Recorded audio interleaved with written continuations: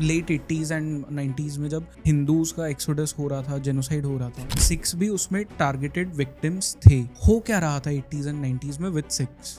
तो आपकी कहानी तब तक बाहर नहीं आएगी जब तक आप वो मीडियम यूज नहीं करो जो बाकियों के पास है। बट सिख्स के बारे में people are not aware even now. Who will write your story? Hari Singh ने इंडिया के साथ इंस्ट्रूमेंट ऑफ एसेशन साइन किया 26 अक्टूबर को। साइन इसलिए हुआ क्योंकि जो कबालीज एंड पाकिस्तान आर्मी थी दे हैड ऑलरेडी इन्फिल्ट्रेटेड। इसके अलावा तो 33,000 सिख्स इन 1947। झेलम में ऑलमोस्ट 3,500 से 5,000 का फिगर आता है जो औरतों ने कूदा था अपने आप को बचाने के लिए। आपको काट के आपकी मुंडी को सेब के पेड़ पे लटका दिया जाता है और आपकी बॉडी को पेड़ की ब्रांचेस के साथ नेल कर दिया जाता है। तो कबालियों को ये भी पता था कि घर जला देंगे तो कल वापस आएंगे, उन्होंने पेड़ भी जला दिए ताकि पेड़ काट के दोबारा घर ना बनाया जाए। क्योंकि उनका स्लोगन था उस टाइम पे, मैंने बुक में भी मेंशन किया है, सरदार का सर, हिंदू का जर और मुस्लिम का घर। उनका था कि जहाँ सरदार मिले उसका सर काट लो, जहाँ हिंदू मिले उसकी प्रॉपर्टी, बीवी, औरत सब लूट लो, और जहाँ मुस्लिम मिले उसका घर ले लो, क्योंकि घर वॉज लाइक प्रॉपर्टी।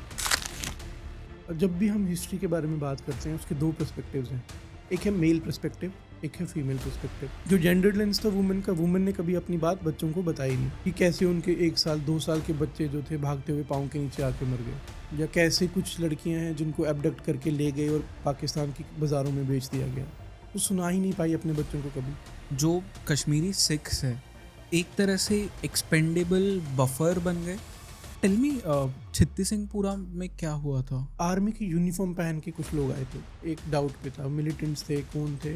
उन्होंने लाइन अप किया सिक्स को, अपर विलेज में कोई 20 के करीब और लोअर विलेज में कोई 15 के करीब, तो उनको पॉइंट ब्लैंक शूट कर दिया गया। जो ये पाकिस्तान बैक्ड एक खालिस्तानी मूवमेंट शुरू हुआ, इसने कभी रूट्स कश्मीरी सिख्स के उसमें भी देखे?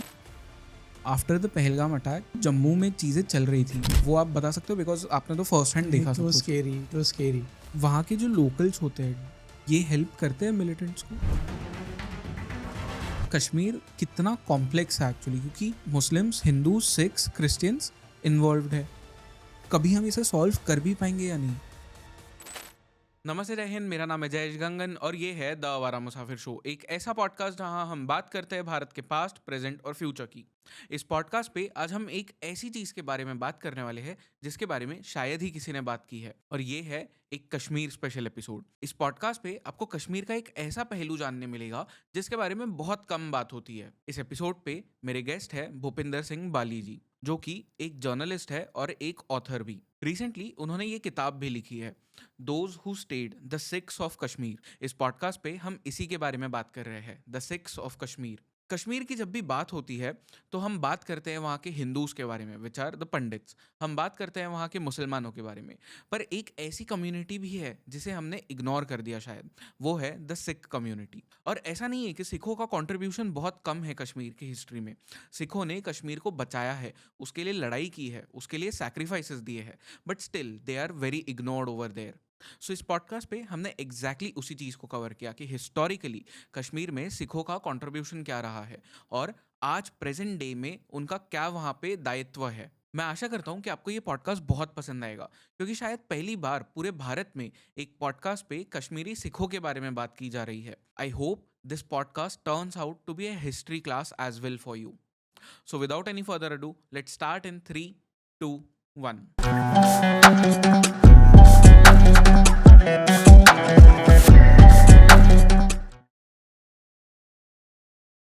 भूपिंदर जी, आपका बहुत बहुत स्वागत है इस शो पे।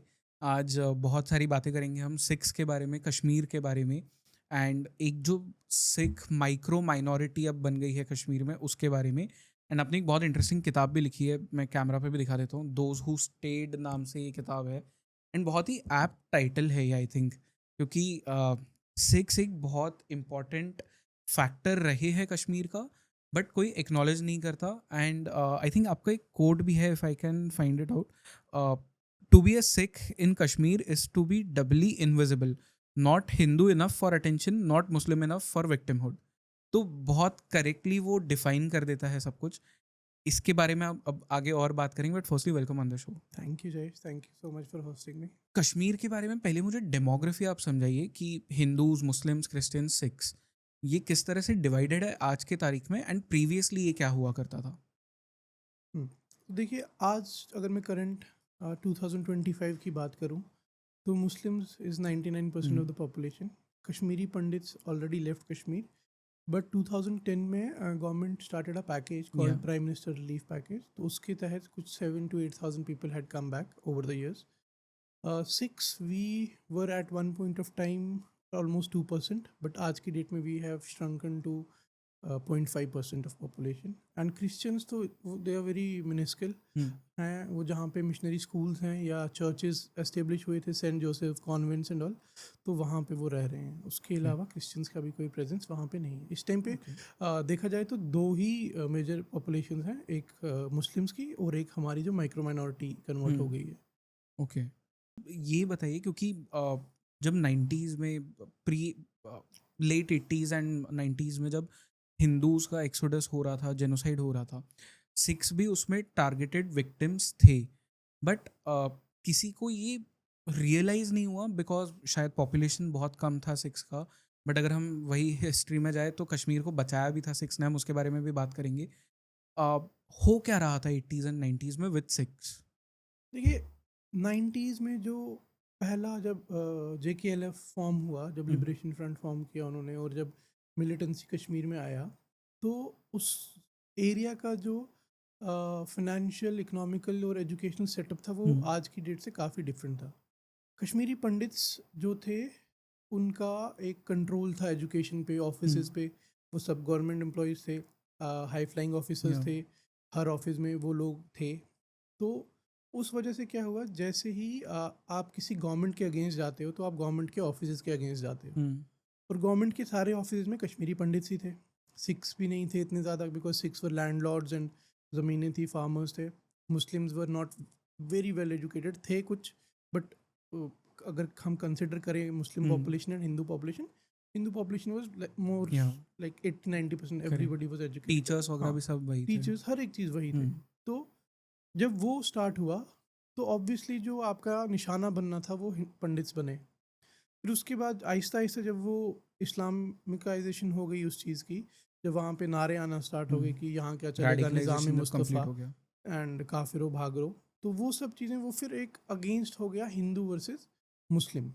तो उस पॉइंट पे आके फिर वो हो गया. बट सिक्स का क्या था कि हम डायरेक्टली किसी बड़े ऑफिस में नहीं थे, और जो थे हमारे एक डायरेक्टर थे दूरदर्शन में, उनकी किलिंग हुई. ऐसे ही जो 5-6 ऑफिसर्स थे या ऑफिस थे, ऑफिस होल्डर्स थे, उन सब की किलिंग हुई, वहाँ पे टारगेट किलिंग्स हुई. बट रीज़न यही था कि हम लोग सिटी में कम थे, गाँव में हम लोग ज़्यादा थे उस पॉइंट ऑफ टाइम पे. तो हमारी माइग्रेशन इस वजह से बहुत कम हुई उस टाइम पे.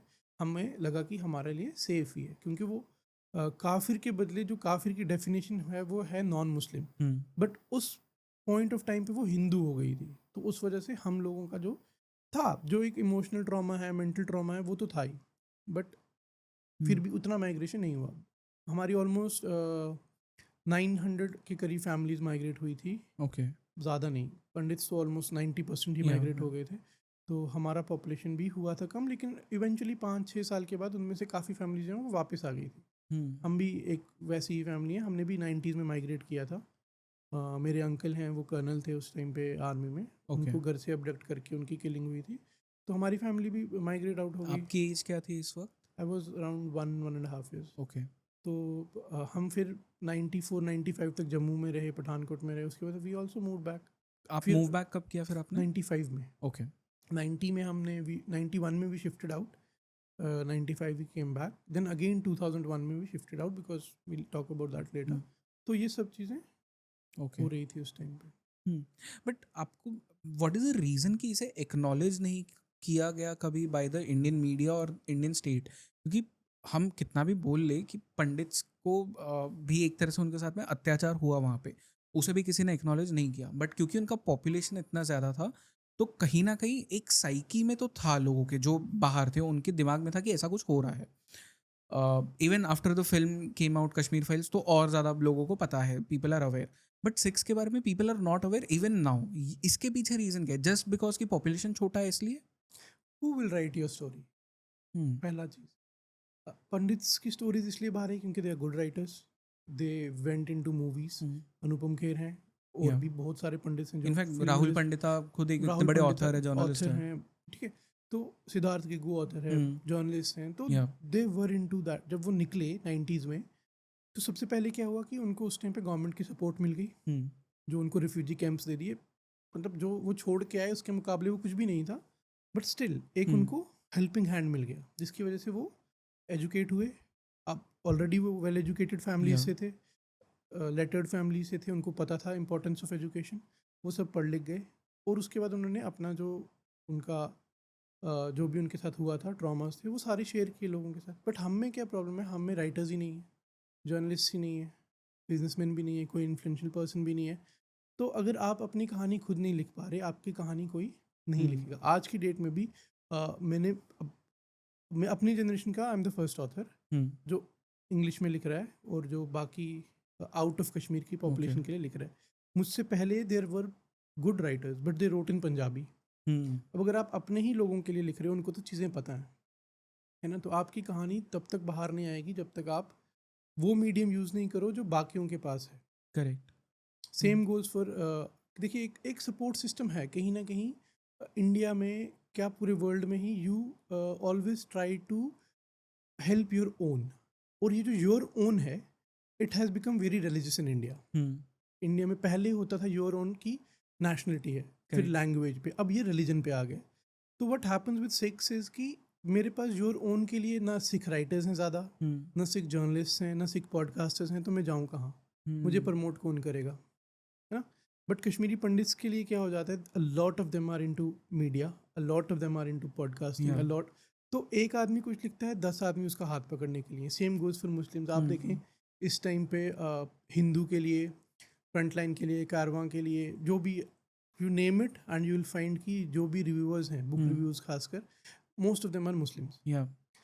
तो उनका कोई आदमी बुक लिखेगा, it will immediately get reviewed. मैं लिखूंगा, who would I send it to, correct. है ना? And then there is a gatekeeping. अगर आपको पता है कि इसमें कुछ आपके अगेंस्ट हो सकता है, तो you might try to push it side की, रहने दो, नहीं लिखते इसके बारे में। राइट। तो ये सब चीज़ें होती हैं। ओके। बट अब ना यहाँ पे थोड़ा सा इसको हिस्टोरिकल कॉन्टेक्स्ट हम सेट करते हैं कि सिक्स कश्मीर के लिए इतने इंपॉर्टेंट क्यों है।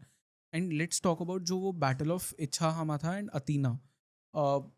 Historically no one talks about this. मुझे भी पता चला जब आपने बुक में मेंशन किया। क्या हुआ था, एंड अगेन वाइट वॉश क्यों कर दिया गया इसे? वाइट वॉश क्यों कर दिया गया इसे, इस पे मैं आता हूँ थोड़ी देर में, लेकिन पहले मैं बताता हूँ आपको हुआ क्या और ये इतना इम्पोर्टेंट क्यों है। इम्पोर्टेंट इसलिए है क्योंकि पहले तो मैं बताता हूँ हुआ क्या। जब 47 पार्टीशन चल रहा था, हम सब ने जहाँ तक पढ़ा है, जो सबको पता है, वो ये है कि महाराजा हरी सिंह ने इंडिया के साथ इंस्ट्रूमेंट ऑफ एसेशन साइन किया 26 अक्टूबर को, जिसको अभी भी कश्मीर में एक्सेशन डे मनाया जाता है। But Indian army, accession day sign इसलिए हुआ क्योंकि जो कबालीज एंड पाकिस्तान आर्मी थी, they had already infiltrated India. तो वो इंडिया में आ चुके थे। उनके साथ कबालीज आर द पीपल जो काबुल से थे, and Pathans, and they were absolute tyrants, killed anybody on their way, raped, did every possible inhuman thing जो वो कर सकते थे। But that starts when, almost in the middle of October. Instrument of accession get signed जब वो already Baramulla तक पहुंच चुके हैं, and Indian army comes in on 1st of November। तो 27, 28, 29, 30 एंड 31, 5 दिन तक क्या हुआ उसके बारे में हम कहीं नहीं पढ़ते, ठीक है? तो वो हुआ क्या 5 दिन तक। हम, हाँ, एक और चीज़ हम पढ़ते हैं, एक बहुत अच्छा नाम आता है शेरवानी। शेरवानी नाम इसलिए आता है क्योंकि शेरवानी वॉज द मुस्लिम जिसको कहा जाता है जिसने कबालीज को मिसलीड किया, दूसरी डायरेक्शन में ले गया, और उसकी वजह से कबालीज एक दिन और लेट हो गए। बट जब हम एक मैप की पोजीशन से देखते हैं, कबालीज के जो कॉन्टिजेंट्स थे वो डिवाइडेड थे, वो एक ही डायरेक्शन में नहीं जा रहे थे, वो अलग अलग डायरेक्शंस में थे। तो जो शेरवानी ने डायलेट किया, जिसको उन्होंने डाइवर्ट किया, वो दूसरे एरिया में गए। उसके अलावा देयर वाज अ 4000 पीपल का पार्टी जो दूसरे एरियाज़ में जा रही थी। अब उनके दिमाग में सबसे पहला जो था वो था कि we have to capture the airport, क्योंकि एयरपोर्ट कैप्चर हो गया, Indian army can not land, ठीक है? नाउ दिस स्टार्ट्स 26 को कि they are moving towards the airport. अब रास्ते में they are only 35 to 40 kilometres away. अगर आप पैदल भी चल रहे हो, hardly it takes you 2 days, 3 days। But क्योंकि वो लूटते लूटते आ रहे थे, जलाते जलाते आ रहे थे, तो it was a little more slow for them. But उनके भी जो कंटिजेंट थे that got divided into two. एक 1200 की टुकड़ी थी which took the shortest path towards airport, जहाँ से ये दो विलेजेस आते हैं जिसकी मैं बात करता हूँ, इच्छाहामा एंड अतना. तो ये दो सिख पॉपुलेटेड विलेजेस थे जो कबालियों के रास्ते में थे. और जो दूसरा कंटिजेंट था वो बारामूला से पट्टन वाले साइड से श्रीनगर की तरफ जा रहा था, श्रीनगर सिटी के पास. तो वहाँ पे महाराजा की जो अपनी पर्सनल आर्मी थी वो उनके अगेंस्ट थी. उसके बाद जो इंडियन आर्मी के कुछ लोग स्टेशन हुए बाद में आके वो भी वहीं गए. 1 नवंबर तक वो वहाँ पे लड़ते रहे उस फ्रंट पे. इस फ्रंट के बारे में किसी को पता ही नहीं था. अब इस फ्रंट पे क्या हुआ, जब Kabalis were around 11 to 12 kilometres away from the airport which was on 28th, तो वो 28th को ही ऑलमोस्ट पहुंच सकते थे वहाँ पे. बट वहाँ पे कश्मीरी सिख्स, जो भी उनके पास था, तलवारें, कुल्हाड़ी, फार्मिंग टूल्स, उन सब का उन्होंने यूज़ किया. जो उनके पास सिक्के थे, कॉइन्स थे, उनको पिघला के उन्होंने बुलेट्स, पैलेट्स बनाए. ओके. उनमें से कुछ लोग ऐसे थे जो महाराजा की आर्मी में काम कर चुके थे, उनके पास उनकी सर्विस राइफल्स थी, उसको यूज़ किया. फिर पुरानी शेवरले की कार थी, उसका जो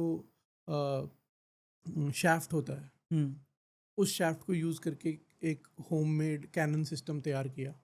तो ये सब टूल्स बनाए वहाँ के लोकल सिखों ने, और उसके साथ उन्होंने कबालियों के साथ फ़ाइट किया, पाकिस्तानी आर्मी के साथ फ़ाइट किया, जो फ़ाइट 2 दिन तक चलता रहा. ओके. उसमें ऑलमोस्ट 1000-1200 लोग मरे. काफ़ी घर, मतलब घर तो पूरे जला दिए गए सबके. वो जब वहाँ से वो लोग 2 दिन तक उनको स्टेल करते हैं, उसके बाद जो उसके कुछ सर्वाइवर्स जो श्रीनगर की तरफ भागते हैं, उन सर्वाइवर्स से जाके आर्मी को पता चलता है कि यहाँ से भी कबाली आ रहे हैं. और वो भी लोकल्स जो हैं वो उनको मिसलीड कर देते हैं आर्मी को कि नहीं ऐसे कुछ नहीं है, ये बारामूला से ही आए हैं सरदार, ये यहाँ के नहीं है. तो आर्मी क्या करती है, सिर्फ 200 लोग भेजती है. ओके. अब ये कबालीज 1200 थे, लेकिन 1200 में से ऑलमोस्ट 450 से 500 सिखों के साथ मारे गए थे. तो उनका जो फिगर था वो भी 600 पे आ गया था. तो जो फर्स्ट कंटिजेंट ऑफ 200 पीपल जो आर्मी के वहाँ गए थे, दैट गॉट डिस्ट्रॉयड. फिर दूसरे कंटिजेंट्स आए, उन्होंने फिर उनको पुश बैक किया and they save the airport. But for a moment आप इस सिखों के इस बैटल को निकाल दो, they would have been on the airport by 28th और bye latest by 29th. And बाकी की जो आर्मी थी, it would have never reached Kashmir to save it. Totally cut off हो जाता. टोटली फिर कट ऑफ. कश्मीर. उसी टाइम पे वो पाकिस्तान ले गया होता अगर सिक्स का ये बैटल नहीं होता. ओके. That importance. और पता नहीं क्यों ये आज तक न्यूज़ में, क्योंकि हमारे लिए वहाँ पे दिस इज़ अ लेजेंड. अभी भी आप इन विलेजेस में जाओ, you will find places, memorials उन्होंने बनाए हुए हैं. कुछ पुराने घर हैं जो, जिस घर में ऑलमोस्ट 20-25 औरतें जिन्होंने अपने आप को जला दिया था इस वजह से कि कबालीज के हाथ ना जाएं, रेप्स होंगे, ओके. बहुत कुछ होता है. वेल्स हैं जहाँ पे लोगों ने कूद के अपनी जान दी थी. इन 2 गाँव की बात कर रहा हूँ मैं. इसके अलावा तो 33,006 were killed in 1947. And killed is a very subdued word. जो उनके साथ हुआ, it's torture. Too traumatic to even repeat. कि मतलब आपको काट के आपकी मुंडी को सेब के पेड़ पे लटका दिया जाता है और आपकी बॉडी को पेड़ की ब्रांचेस के साथ नेल कर दिया जाता है. And this is not 1 person, पूरा बाग ऐसे भरा होता है. पूरा बाग. Those kind of things have happened okay. and it's whitewashed. But ये आपके साइकी के साथ में क्या करता है? And I am asking this from both perspectives. One तो इज जो मुस्लिम पर्सपेक्टिव, क्योंकि सिक्स टुक अ स्टैंड वहाँ पे, तो एक तरह से आप उनके लिए दुश्मन बन गए अब. And on the other hand जो आने वाली अब वहाँ पे सिक्स जनरेशन्स थी, उनके लिए ये एक बैक ऑफ द माइंड चीज़ रह गई. तो ये किस तरह से इम्पैक्ट किया? देखो, जो इमीडिएट इम्पैक्ट उस टाइम पे हुआ वो ये था कि ऑलमोस्ट हमारे सारे ही विलेजेस में जो घर थे वो जला दिए गए थे. आसपास के जितने विलेजेस. जितने भी बारामूला डिस्ट्रिक्ट में, श्रीनगर डिस्ट्रिक्ट में और बडगाम डिस्ट्रिक्ट में. श्रीनगर डिस्ट्रिक्ट में हमारे वैसे भी पॉपुलेशन बहुत कम थी, और दूसरा कि वो हेडक्वार्टर था एनसी का उस टाइम पे. और एनसी में हमारे 2 सिख्स थे जो उस टाइम पे संत सिंह तेग और अकाली जी. तो उन्होंने काफ़ी हेल्प किया जो सिख्स को रिहेबिलिटेट किया. जो बाकी गाँव से उजड़ के आए थे, अपने घर जिनके जला दिए गए थे, वो सब आए. तो वो श्रीनगर में रहे 5 से 7 साल. कुछ दिल्ली शिफ्ट हो गए थे 5-10 साल.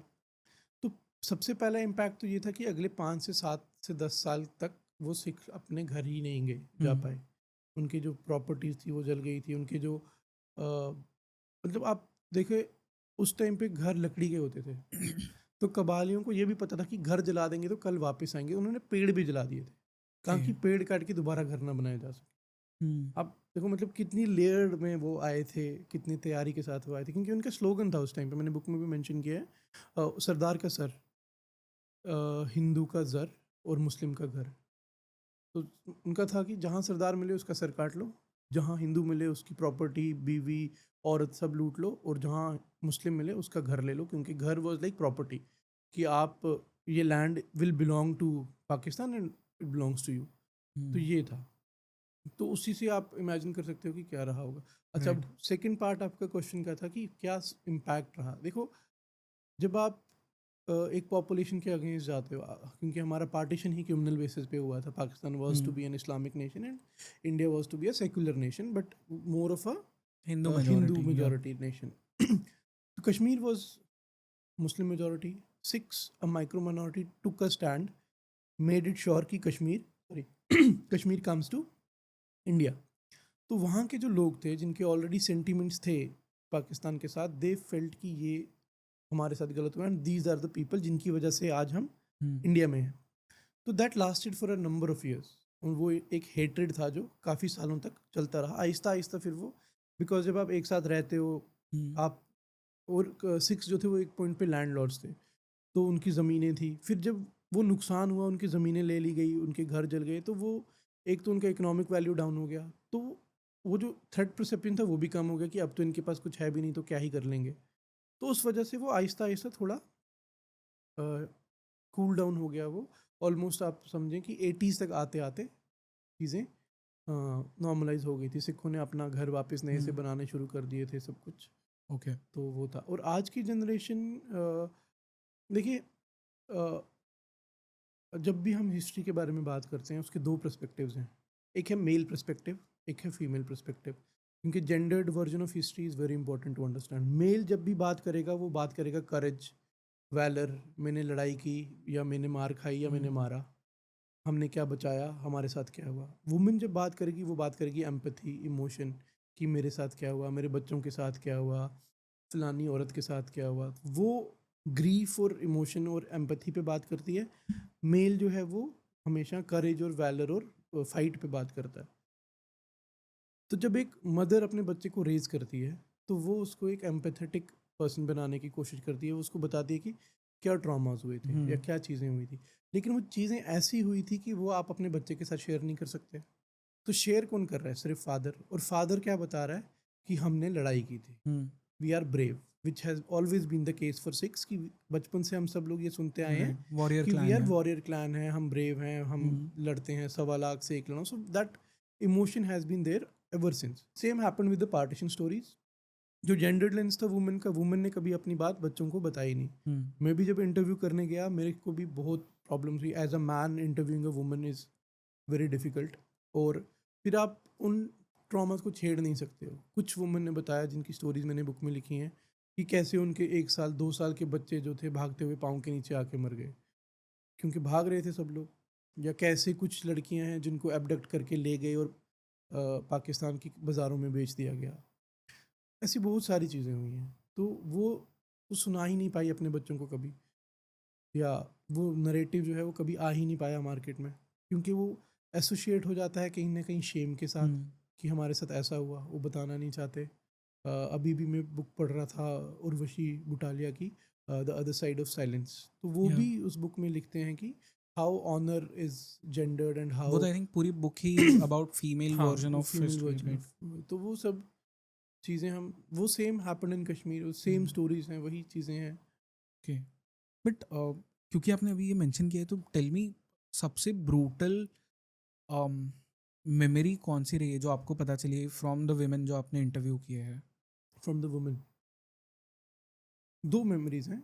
एक जो मैंने गैदर की है थ्रू डिफरेंट लोगों से इंटरव्यू करके अबाउट अ वुमन, वो। और दूसरी है एक जो मैंने डायरेक्टली इंटरव्यू किया था बसंत कौर को, उनकी। तो उनकी ये इनमें से एक जो है, जो बसंत कौर जी हैं, वो इच्छा हम आतना में रहते थे। तो उनकी स्टोरी थी कि उन्होंने मेरे को बताया था कि जब कबालीज आए थे तो वहाँ पे एक हमारे बुज़ुर्ग थे माता गंगी कौर करके। तो जब कबाली आए गाँव में आए तो वो बाहर चली गई कि उनको बोलने उनको समझाने की तुम भी तो मेरे बच्चे हो, आपस में क्यों लड़ रहे हो? तो जब वो बाहर गई और जब उसने ये चिल्लाया तो उसको शूट कर दिया क्योंकि कबालिस के पास फायर आर्म्स थे। तो हुँ। वो उसको जब मार दिया तो उसके बाद गाँव में पूरी हड़बड़ी मच गई। ऑलरेडी लोगों को अंदाज़ा था कि कुछ ना कुछ होने वाला है।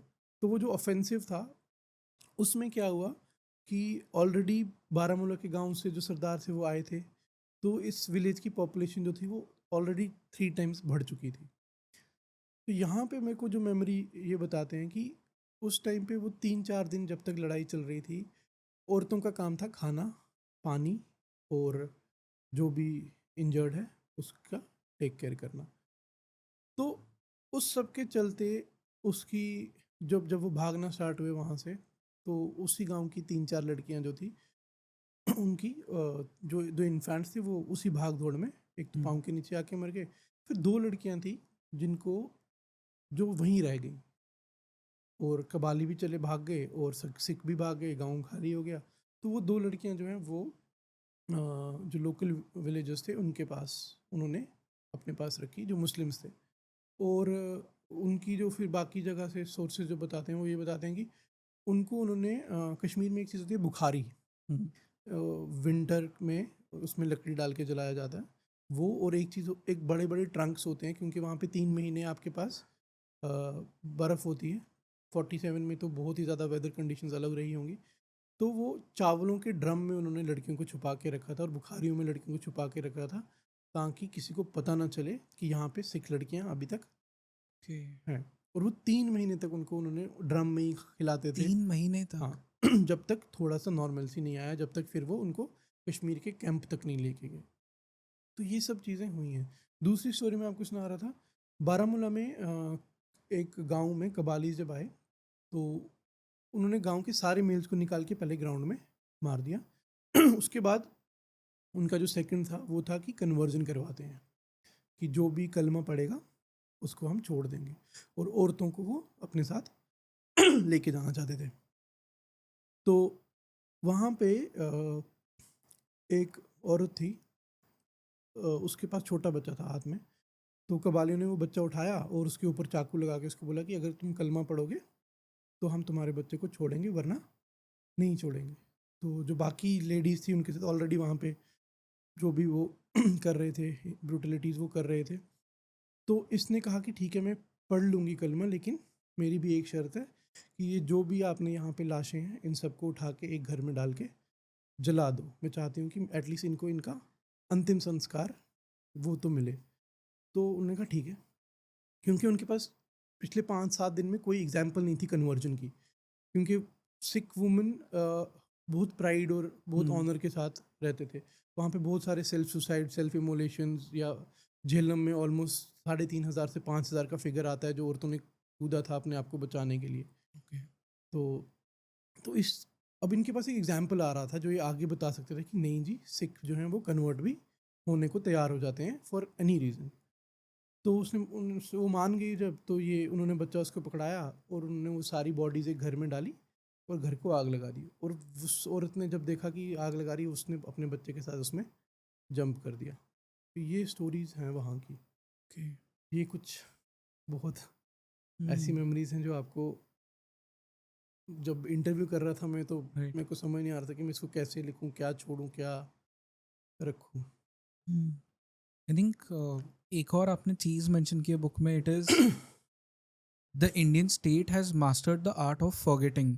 Unfortunately some of its most loyal citizens are the ones forgotten first. And this is so true for Sikhs, क्योंकि जो इच्छाहामा में हुआ, अतीना में जो बैटल हुआ वो फॉरगॉटन, जिस तरह से ये भी आपने जो कहानी बताई फॉरगॉटन, तो एंड कश्मीरी पंडित्स को तो भूल ही गए, तो जो सबसे लॉयल सिटीजन्स थे भारत उसे ही भूलता गया। And this has been the unfortunate truth of our country. ये देखिए, मेरे को अभी भी तक भी हम सोचते हैं कि ये डिवाइड कहाँ से आना स्टार्ट हुआ। देखो, आप हर आदमी को कहीं न कहीं एज़ अ ह्यूमन एक एक्सपेक्टेशन होती है है ना, जब आप वो एक्सपेक्टेशन पूरी नहीं करते, एज अ कपल रिलेशनशिप में देख लो, एज फ्रेंडशिप में देख लो, या एज अ स्टेट सिटी में देख लो, एज अ सिटीजन कंट्री में देख लो, तो जब वो एक्सपेक्टेशंस पूरी नहीं हुई, क्योंकि आर्मी में देखिए आप, सबसे ज़्यादा शहादत सिखों को मिली। फ्रीडम स्ट्रगल के टाइम पे भी पंजाब वॉज वेरी हॉट।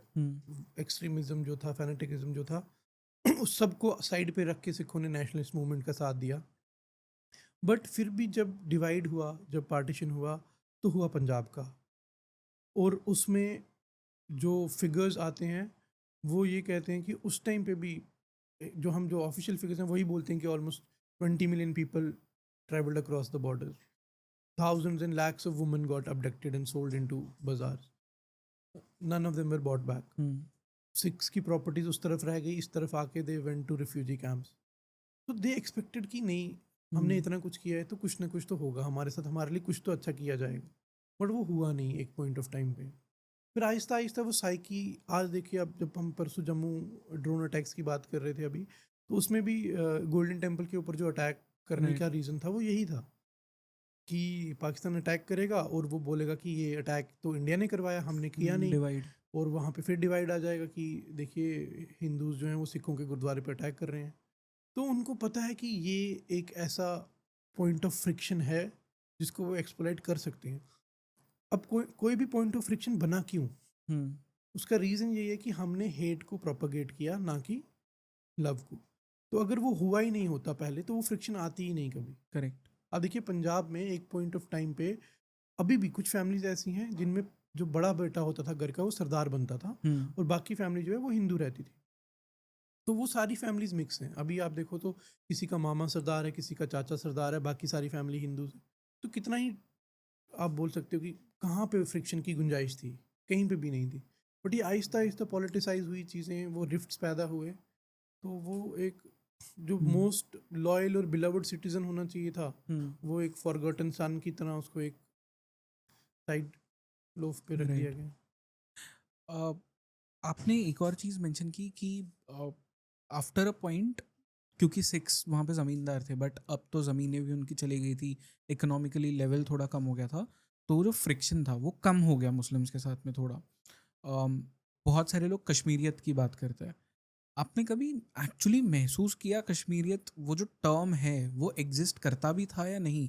ये एक आर्टिफिशियल डिवाइड बाद में क्रिएट किया गया जिसने कश्मीरियत को किल ऑफ कर दिया बेसिकली? देखिए, कश्मीरियत एज अ कश्मीरी जब हम बात करते हैं तो हमारे लिए कश्मीरियत का मतलब कुछ और है। It's a set of cultural beliefs जिसमें रिलीजन ज़्यादा हावी इसलिए हो गया क्योंकि all of the culture is all of the religion, जो वहाँ पे एक ही पॉपुलेशन है। उसकी वजह से क्या होता है कि ये जो बाउंड्रीज़ हैं कश्मीरियत की वो बहुत ब्लर आउट हो जाती हैं।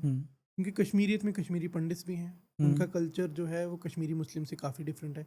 कश्मीरी सिख्स भी हैं, हमारा कल्चर कश्मीरी पंडित से भी डिफरेंट है और कश्मीरी मुस्लिम से भी डिफरेंट है। बट कहीं ना कहीं कुछ चीज़ें हैं जो सबको जोड़ती हैं। जैसे ऑन अ बेसिक लेवल वहाँ पे सारे जो भी ह्यूमंस कश्मीर से बिलोंग करते हैं उनकी तासीर जो है वो नरम है। They are like calm people. वो ज़्यादा मतलब because Kashmir has always been a land of knowledge. या नॉट अभी से, आप देखिए बुद्धिस्ट काउंसिल वहाँ पे एक टाइम पे हो रहा था, शारदा पीठ वहीं शारदा पे है। पीठ वहाँ पे थी, and it's been one of the most fertile lands for intellectual curiosity. तो वहाँ के लोग ज़्यादा एजुकेशन में थे, ना कि लड़ाइयों में। तो वो चीज़ कहीं ना कहीं सब में देखी जाएगी। आप कश्मीरी मुस्लिम्स को देख लो, कश्मीरी सिख्स को देख लो, कश्मीरी हिंदूज को देख लो, सब एक काम इस पे आते हैं। दूसरी चीज़ थी कि कश्मीरियत एज अ कंसेप्ट था कि जो हमने कश्मीरियत कश्मीरियत का जो नारा आप सुनते हो हर जगह पे, उसमें ये है कि they are very friendly people, they are very honest people, they are very generous people, they are very, I guess every human being is that until he is alone. Delhi वाले लोग नहीं थे अच्छे थे, जब मॉब बना तो 84 हुआ। Mob is different. Individual Kashmiri, I don't think कि अभी भी अगर मैं आज की डेट में भी बोलूँ, मेरे को नहीं लगता कि कश्मीर से बेटर जगह है कोई रहने के लिए एज अ सिविलियन। अगर आप एक मिनट के लिए टेररिज्म को निकाल दो, वहाँ पे मगिंग्स नहीं है, वहाँ पे थेफ्ट नहीं है, वहाँ पे रेप्स नहीं है, वहाँ पे रात को औरत 1 बजे अकेली चलेगी, लड़के आ जाएंगे, लोग आ जाएंगे उनको हेल्प करने के लिए, कोई उनको वायलेट नहीं करेगा। आप अपना पर्स छोड़ दो कहीं पे, आपको ढूंढ के वापस दे दिया जाएगा। आप फंस गए हो रास्ता बंद होने की वजह से या किसी और वजह से, आपके लिए घर खोल दिए जाएंगे, आपको खाना दे दिया जाएगा, and that is everybody, not only Sikhs या हिंदू, मुस्लिम्स ऑल्सो, क्योंकि वही ज़्यादा पॉपुलेशन है, तो they are extremely nice people. But problem आती है when it becomes a mob. जब राइट। मॉब बन जाता है तो जो अच्छा भी है वो भी अपनी अच्छाई नहीं बोल सकता, क्योंकि उसको भी पता है कि बैकफायर हो जाएगा, मेरे को ही मारना स्टार्ट हो जाएंगे। जब हम स्टोन पेल्टिंग की बात करते हैं या कश्मीर में टेररिस्ट फनरल्स की बात करते हैं, उन सब चीज़ों की बात होती है, तो इट्स अ मॉब। उस टाइम पे मॉब के दिमाग में क्या डायरेक्शन आ जाए, क्या हो जाए, यू नेवर नो। राइट। तो Kashmiriyat was the concept, Kashmiriyat was this ऑलनी कि वहाँ के लोग जो हैं they are extremely good, which is true, अभी भी it's like true. But do you think कि इंडियन स्टेट के लिए जो कश्मीरी सिख्स है वो एक तरह से एक्सपेंडेबल बफर बन गए? हम यही सोचते हैं एज कश्मीरी सिख्स, हम यही सोचते आए हैं हमेशा से कि कुछ रीजंस हैं कि हम वहाँ पे हैं। एक रीज़न जो मुस्लिम्स भी सोचते हैं, जिसकी वजह से वो हमें बेनिफिट ऑफ डाउट देते हैं, वो ये सोचते हैं कि अगर सिख्स यहाँ से चले गए तो ये 100% मुस्लिम स्टेट हो जाएगा और इंडियन गवर्नमेंट कोई भी एक्शन ले सकती है, क्योंकि ये यहाँ पे हैं, अलग अलग एरियाज़ में अलग अलग जगहों पे रहते हैं, तो हम भी सेफ हैं इनकी वजह से, क्योंकि इंडियन गवर्नमेंट एटलीस्ट इन्हें तो अपना मानती है, अगर हमें नहीं भी मानती। ये एक मैं आपको बता रहा हूँ जो वहाँ के लोगों की थिंकिंग है, इट्स नॉट कि इट्स हो भी सकता है, नहीं भी हो सकता, it's always a people to thing, people but हाँ, differ. People to people differ करता है। तो ये, और हम लोगों को लगता है कि हमारा सुनने वाला कोई नहीं है, क्योंकि हमारी पॉपुलेशन ऐसे स्कैटर्ड है कि हम वोट बैंक तो है ही नहीं वहाँ पे। जब आप वोट बैंक नहीं हो इंडिया में आज की डेट में, तो आप एग्जिस्ट ही नहीं करते हो। फिर दूसरा चीज़ क्या है कि हमारा अपना ही इकोसिस्टम बहुत वीक है। आप अगर शिकायत लेके जाओगे, आप किसके पास जाओगे, करेक्ट। है ना? आपका ग्रीवेंस रिड्रेसल जो है वो ख़त्म हो जाता है, आपका कंप्लेंट मैकेनिज्म जो है वो ख़त्म हो जाता है। फिर आपके अगेंस्ट जो फेवरेटिज्म चल रहा है उसको आप कुछ नहीं कर सकते, नेपोटिज्म चल रहा है उसके ऊपर आप कुछ नहीं कर सकते, क्योंकि आपके पास कोई है ही नहीं जिसके पास आप जा सकते हो। तो ये सब चीज़ें कहीं ना कहीं वो बना देती हैं आपको कि आप Right. भी सोचने लग जाते हो कि मेरी एग्जिस्टेंस का क्या रीज़न है यहाँ पे। टेल मी, छित्ती सिंहपुरा में क्या हुआ था जो 35/6 का मैसेकर हुआ था? क्या इंसिडेंट था ये? ये पहलगाम एक्चुअली काफ़ी लोगों ने उसके पैरेलल ड्रॉ किए हैं। सिटी सिंहपुरा में भी सेम हुआ, एक शाम को ऑलमोस्ट 7 साढ़े 7 बजे के टाइम, जब लोग गुरुद्वारा से वापस अपने घरों में पहुंचे ही थे अभी, तो ऐसे ही कुछ लोग आए, ऑलमोस्ट 20-25 के करीब लोग आए। तो चिट्टी सिंहपुरा एक, it was a very big Sikh village जो 2 एरियाज़ में डिवाइडेड है, एक अपर विलेज और एक लोअर विलेज। तो अपर विलेज में गुरुद्वारे से जो लोग घर गए थे, तो आर्मी के यूनिफॉर्म्स में जो लोग बताते हैं, क्योंकि मैंने एक ही सर्वाइवर है उस पूरे इंसिडेंट का, नानक सिंह, और उनके इंटरव्यूज बीबीसी, मतलब हर जगह पे उन्हीं के इंटरव्यूज। नानक सिंह ने तो आई थिंक एक पोएम भी लिखी थी। नहीं, वो दूसरे हैं। अच्छा, वो दूसरे, हाँ, ये दूसरा। ये एक नानक सिंह थे, he has been widely interviewed, okay. क्योंकि he was the only survivor. तो उनकी स्टोरीज में भी यही कहा जाता है कि आर्मी की यूनिफॉर्म पहन के कुछ लोग आए थे, तो वो आर्मी वाले थे या नहीं थे, वो हमेशा से एक डाउट पे था, मिलिटेंट्स थे, कौन थे, क्या था। बट उन्होंने लाइन अप किया सिक्स को और बोला कि हम ऐसे ही सिर्फ चेक करने आए हैं। और जब वो लाइन अप हो गए, अपर विलेज में कोई 20 के करीब और लोअर विलेज में कोई 15 के करीब, तो उनको पॉइंट ब्लैंक शूट कर दिया गया। ओके। तो वो हुआ वहाँ पे। और मेरी बुक में आपको एक चार्ट भी मिलेगा फोटोज़ जी में, जी। जहाँ पे मैंने उनका फैमिलीज़ को ट्रेस किया है, क्योंकि हमें इंडिविजुअल समझ आता है, बट एक एक फैमिली के 8-8 6-6 लोग मरे जाने, it's complete annihilation of their whole lineage. But government का रिस्पॉन्स क्या था इसके बाद में? देखिए, उस टाइम पे इट वाज समथिंग जो पहले हुआ नहीं था कभी, कि इतने बड़े लेवल पे सिविलियंस को जाके उनके घरों में मार देना, एंड दैट टू किसने मारा यही नहीं पता था, क्योंकि उस टाइम पे पॉलिटिकली भी चीज़ें हो रही थी, bill Clinton was visiting India, तो उसके बाद army was supporting, militants were also supporting. वो भी अगले दिन आ गए न्यूज़ कॉन्फ्रेंसेस पे कि हमने जी ऐसा कुछ नहीं किया है, और उन्होंने तो ये भी कह दिया कि आज के बाद अगर ऐसा हुआ तो वी विल टेक रिस्पॉन्सिबिलिटी, कि we will punish that person. तो वो एक ऐसा एनवायरनमेंट क्रिएट हो गया, किसी को समझ नहीं आया कि कौन हमारे साथ है और कौन हमारे अगेंस्ट है। गवर्नमेंट ने पैकेजेस अनाउंस कर दिए थे, six from Punjab came down, gurdwaras की हेल्प आना स्टार्ट हो गई थी, हुआ, काफ़ी कुछ हुआ, बट कोई कंक्लूजन नहीं हुआ। उस टाइम पे सिक्स की डिमांड आ गई थी कि we also want to migrate out, okay. क्योंकि जैसे पंडित्स के साथ हो रहा है, इट्स स्टार्टेड विद अस और we want to move out.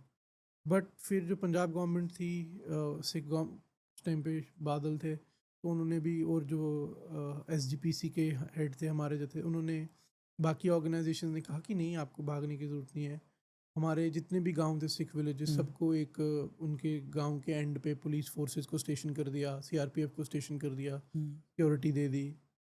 तो वो माइग्रेशन जो है वो वहीं पे रोक दी गई और प्रॉमिस ओके। किया गया कि आज के बाद ऐसा आपके साथ नहीं होगा। बट काम 2001 हुँ। फिर से 2001 में महजूर नगर महजूर नगर, मैसेकर हुआ। हाँ, दैट इसके वाज, बारे में भी बताइए? Mahjoor Nagar is a central city, city का सेंटर है जो श्रीनगर है। हुँ। It's hardly 4 kilometres from Lal Chowk, 5 kilometres from Dal lake, in the heart of the city.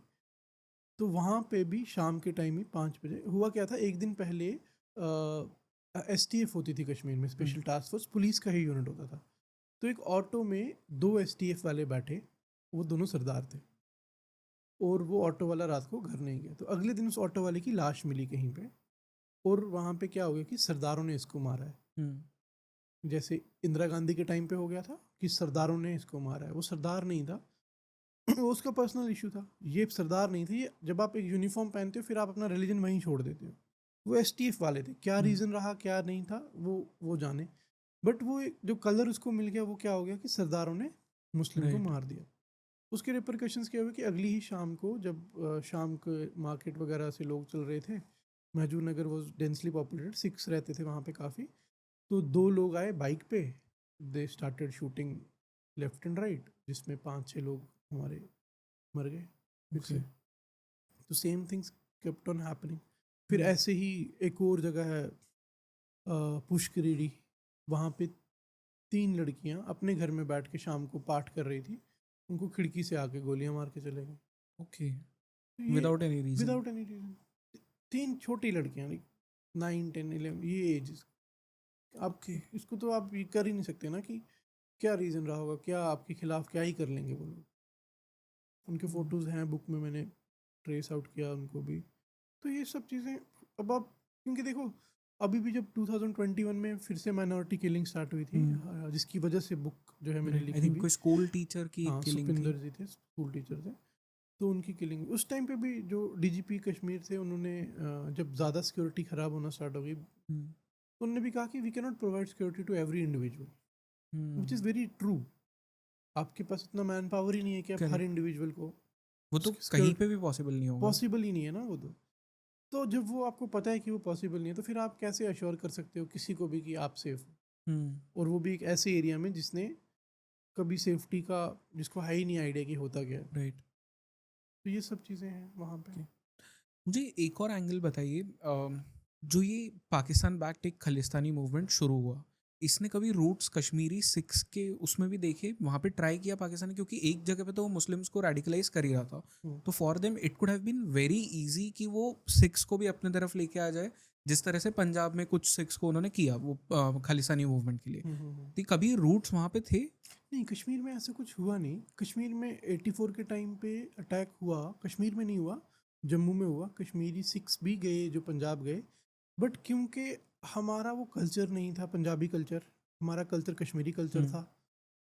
But क्योंकि हमारा रिलीजियस प्लेस हिट हुआ था गोल्डन टेम्पल, तो हमें एक बुरा तो लगा ही था, बट वो सस्टेन ही नहीं कर पाया कभी, ओके। क्योंकि डिस्टेंस था। और जम्मू कश्मीर का डिस्टेंस इज़ नॉट कि बॉम्बे पुणे का डिस्टेंस, वो रोड ही ऐसा है कि it takes you correct. Days. तो वो कहीं ना कहीं खुद ही डाई आउट हो गया, उसको हुँ। इतना फोर्स ही नहीं मिल पाया। ओके। तो वो एक रीज़न था। हुँ।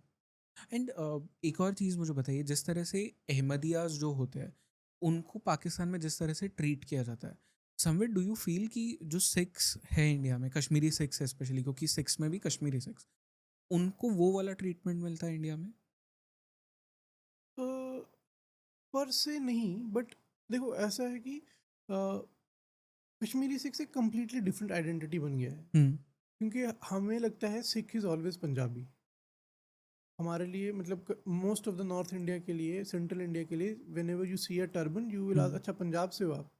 तो उन्हें राइट। आइडिया ही नहीं है कि सिक्स विल अब जो नागपुर में या नांदेड़ में सिख्स रह रहे हैं वो पंजाब से नहीं है, करेक्ट। वो यहीं के हैं। वो यहाँ वो तो टिक्का भी लगाते हैं, वो धोती भी पहनते हैं, क्योंकि दे आर मुंबईकर्स। तो उनका कल्चर मुंबई का है, वो पंजाबी कल्चर को कभी अपना नहीं पाएंगे। तो जब वो पंजाब जाएंगे उनके साथ भी वही होगा अहमदीज वाला जो हमारे साथ हो सकता है। बट क्योंकि हमारी पॉपुलेशन अभी भी सेग्रीगेटेड है, अलग अलग जगह पे रह रही है, तो आपको डायरेक्टली वो इफेक्ट कभी नहीं दिखेगा। ओके। एंड कश्मीर को ना मतलब बहुत सारे लोगों ने शायद सेक्युलरिज्म का भी एक प्लेग्राउंड बनाया, बट डू यू थिंक कि वो सेक्युलरिज्म का जो मास्क था उसी ने रेडिकलाइजेशन को ग्रो होने का एक वो ब्रीदिंग स्पेस भी दिया इन कश्मीर?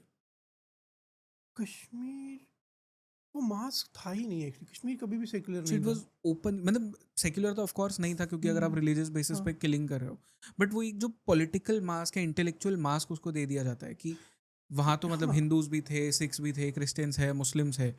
है वो दिया जाता है, और वो देना इसलिए ज़रूरी बन जाता है कि उन्हें कहीं ना कहीं आपको जस्टिफाई करना पड़ता है अपने आप को as a Kashmiri who's writing this, है ना। जो किसी भी इंटरनेशनल मीडिया के साथ जुड़ गया है, तो दे हैव टू से कि वहाँ पे जी there is absolute harmony, people are living in very good spaces and all, which is true on a day to day basis, but which again is very uncertain on an larger picture. अब देखो, one day before 89 Hindus and Muslims को existing, correct. है ना। एक दिन में ऐसा क्या हो गया? जब भी कुछ होता है it's not a single day, it's always a bigger reason behind it. तो कहीं ना कहीं वो था उनके दिमाग में कि ये सारे अफसर हैं, इन्होंने हमें दबा के रखा है, इनकी मोनोपोली है। आर्टिफिशियल एक वो हाँ। डिवाइड क्रिएट किया गया। तो वो एकदम से राइज अप हो गया जब फ्रीडम मूवमेंट आया कश्मीर का। सेम हैपन्स कि जब दिल्ली में हुआ, ऑलरेडी पहले के कुछ रीजन से जो एकदम से आ गए बाहर, जिसकी वजह से लड़ाइयाँ हो गई।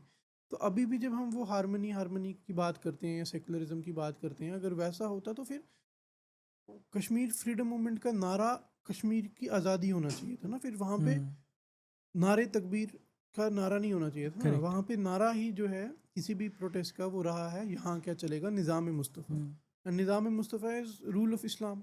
अगर रूल ऑफ इस्लाम है तो देन वी ऑलरेडी नो कि रूल ऑफ इस्लाम मीन्स काफिर does not find a place there, it's not safe for us, where do we go. ये तो मतलब आई थिंक कश्मीर का एक बहुत ही वियर्ड सा एक चीज़ रहा है कि on the top most layer आपको लगता है कि उसके आज़ादी के लिए फ़ाइट है।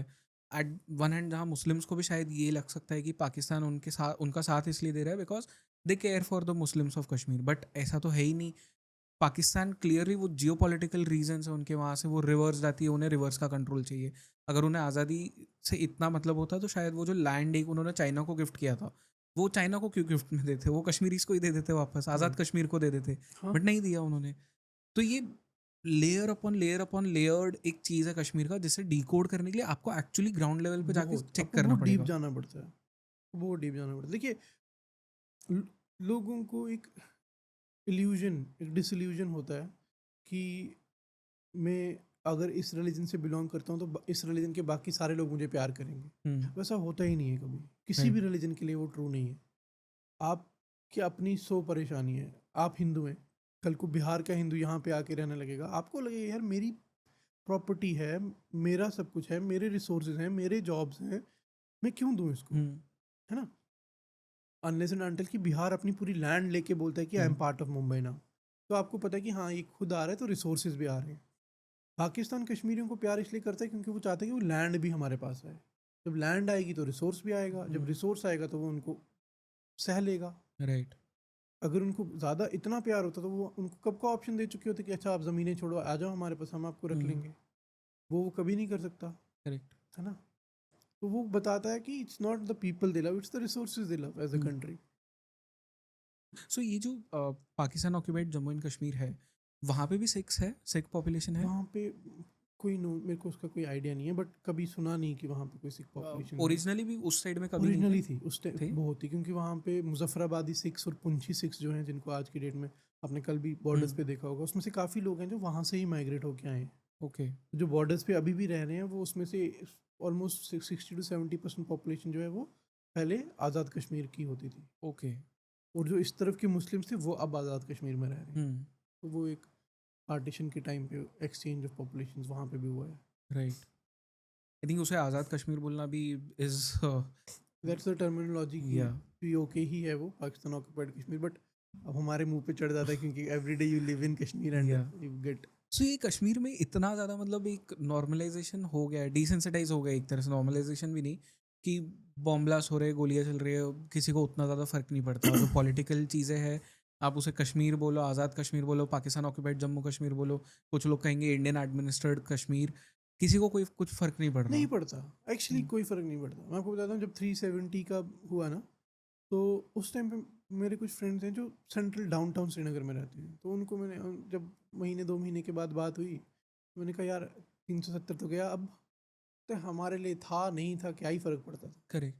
ये तो मैंने एक्चुअली बहुत सारे है ना? लोगों से नैरेटिव ये सुना है मैंने, कि डजेंट मैटर। बताइए तुम्हें फ़र्क पड़ता है जो उन कॉलोनीज़ में रहते हो जहाँ पे हम्म तुमने कभी कुछ देखा नहीं, जो हमेशा से प्रोटेक्टेड रही हैं आर्मी के साथ या पुलिस के साथ, लेकिन कभी सेंटर में आओ, हम्म हमारे यहाँ से तो कभी कर्फ्यू हटा ही नहीं है, हमारे यहाँ से तो कभी वायरिंग हटी नहीं है पिछले 30 साल में। राइट। तो जब 30 साल से 370 के होने से कोई फ़र्क नहीं पड़ा, अब उसके ना होने से क्या ही फ़र्क पड़ेगा।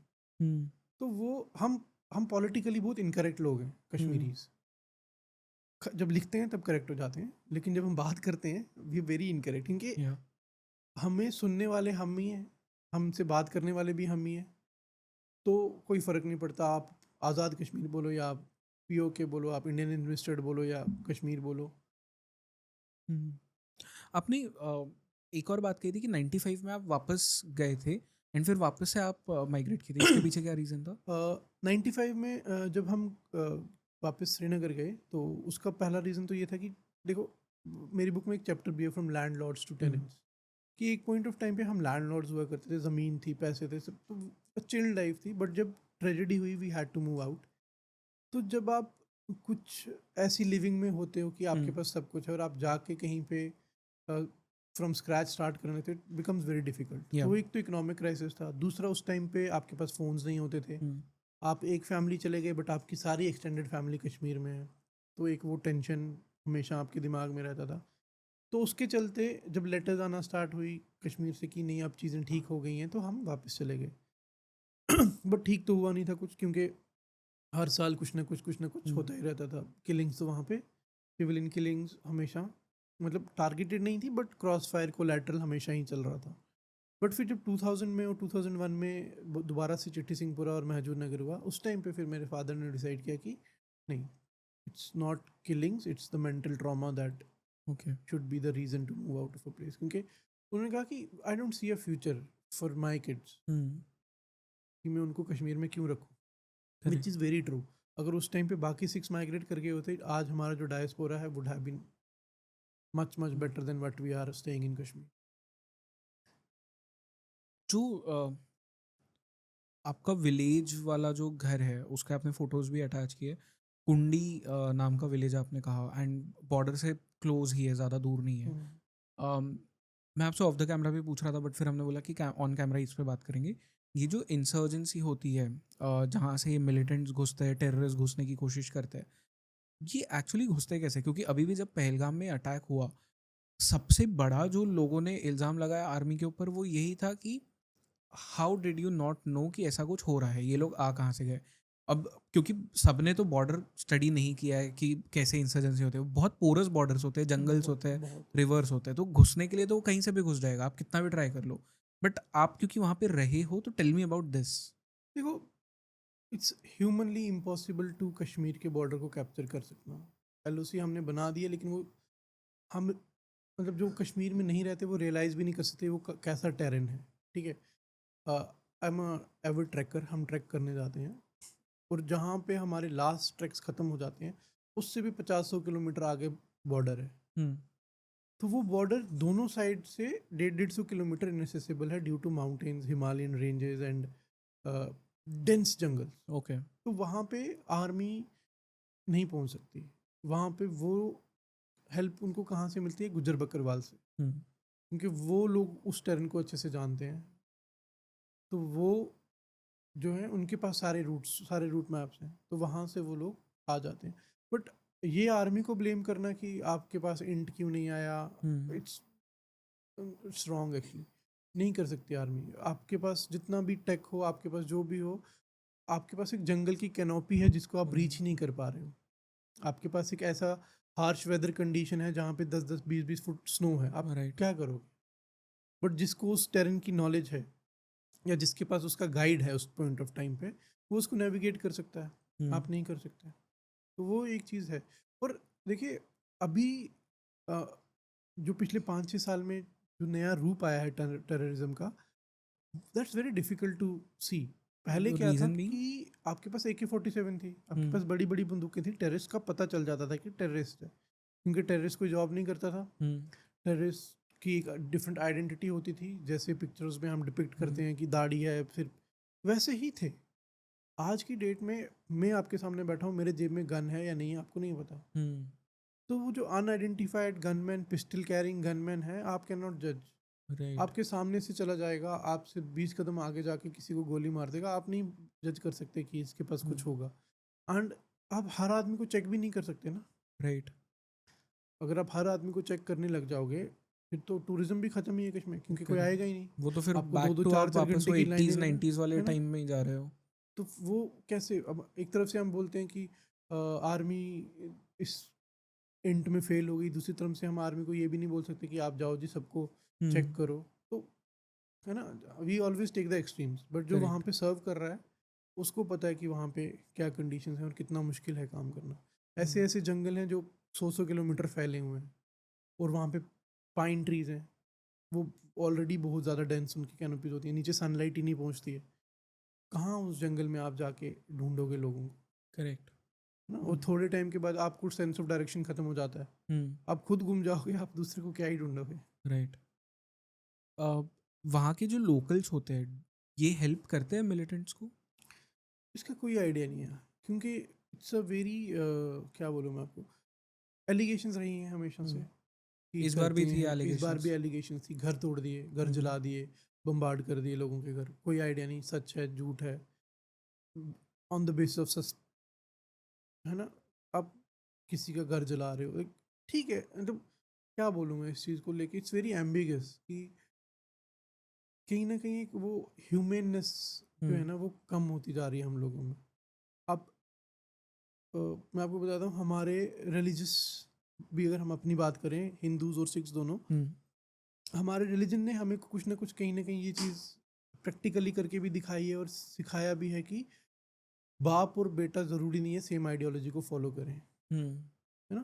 फॉर एग्जांपल हमारे लिए Guru Nanak Dev ji was the first गुरु, उसका अपना बेटा डिड नॉट फॉलो सिखिज्म, तो क्या हम उसके बेटे की सज़ा उसके बाप को दे सकते हैं? नहीं। Same goes for a terrorist also. अगर एक आदमी टेररिस्ट है, क्या हम उसकी सज़ा उसके माँ बाप को दे सकते हैं? ज़रूरी नहीं है ना कि वो भी उसमें इन्वॉल्व हो सकता है उन्होंने मना किया, हो सकता है ये किसी और इन्फ्लुएंस में आके घर वालों को छोड़ के चला गया। बट जो वहाँ पे रह रहा है वो टेररिस्ट नहीं है, जिसका घर जल रहा है वो टेररिस्ट के माँ बाप हैं, लेकिन माँ बाप टेररिस्ट नहीं है। वो एक ये ना मतलब इसके पीछे I am not saying army जो करती है वो तो एक अलग रोल नहीं, प्ले उनके कर अपने रही है। प्रोटोकॉल जो वो या कर रहे हैं, वो तो जो भी कर रहे हैं सोच समझ के ही कर रहे हैं। बट बहुत सारे लोग बोलते हैं कि this is the right way to go ahead, क्योंकि देर हैव बीन इंसिडेंट्स जहाँ पे जो लोकल्स है उन्होंने हेल्प किया है मिलिटेंट्स को। जो लोकल्स है उनके घर में अपने उनका बेटा हो There सकता है have जो been मिलिटेंट बन रहा है एंड incidences. उन्होंने बनने दिया है। ऐसा भी ऑन दी अदर हैंड आपको दूसरा साइड भी दिखेगा, आपको वो भी दिखेंगे जो आर्मी के पास भी इंफॉर्मेशन कहाँ से आती है, लोकल से ही आती है ऑफ कोर्स। वो भी वहीं से आ रही है ना, आर्मी के तो अपने लोग नहीं है वहाँ पे। इनफैक्ट वो भी if I am locals not he है। मिस्टेकन आर्मी का तो एक पूरा यूनिट भी है जो कि एक्स मिलिटेंट से उन्होंने बनाया है, लोकल्स उसमें इन्वॉल्व है काफ़ी सारे।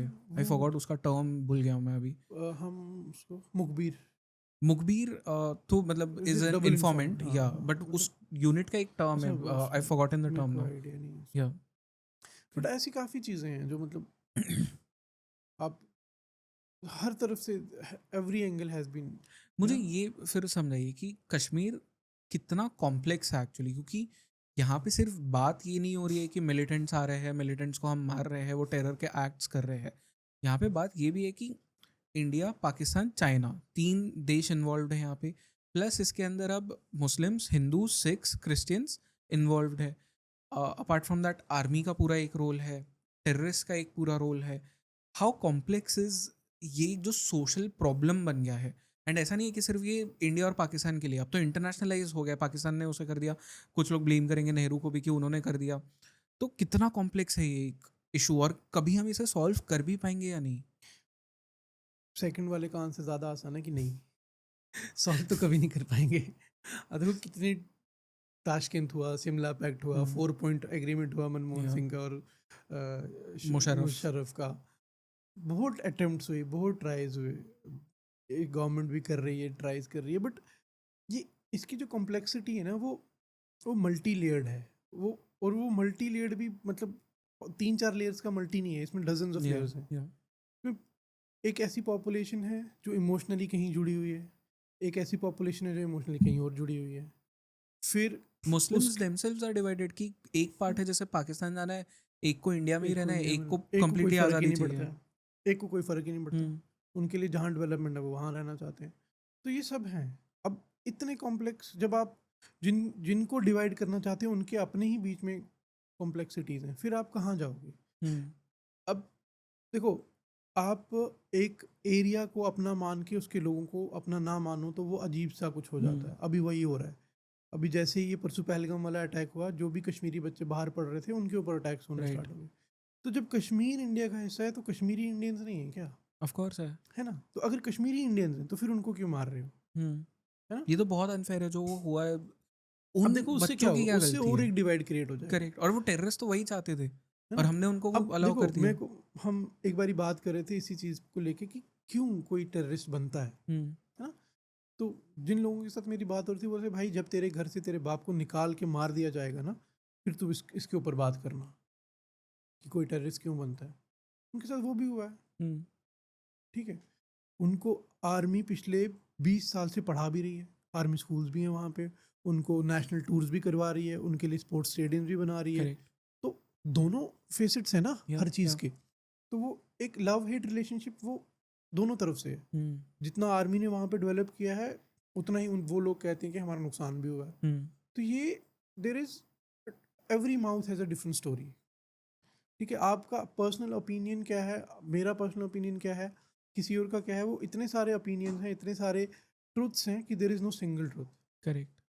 ठीक है? जो हम बात कर रहे हैं this can be my version of a truth, there can be a completely opposite version of truth by somebody else, ठीक है? एज अ सिख में आया हूँ, I will talk to you, as a Hindu कोई आएगा he'll talk about his perspective, as a Muslim कोई आएगा he'll talk about his perspective। तो ये these are just game of perspectives।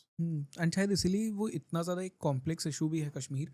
But according to you मुझे दो चीज़ों के बारे में बताइए। एक तो फर्स्टली माइनॉरिटी को किस तरह से गवर्नमेंट प्रोटेक्ट कर सकती है एक्चुअली कश्मीर में, क्योंकि एज यू सेड कि इंडिविजुअली तो सबको प्रोटेक्ट करना, सबके पीछे आप एक पुलिस ऑफिसर नहीं रख सकते वहाँ पे, या आर्मी यूनिट नहीं रख सकते। तो how do you protect them? Plus जो कश्मीर इशू है इन इटसेल्फ, पंडित्स भी उसमें इन्वॉल्व है एंड सिख्स भी है, सब कोई, उसे आप किस तरह से सॉल्व कर सकते हो? Is there any concrete blueprint plan?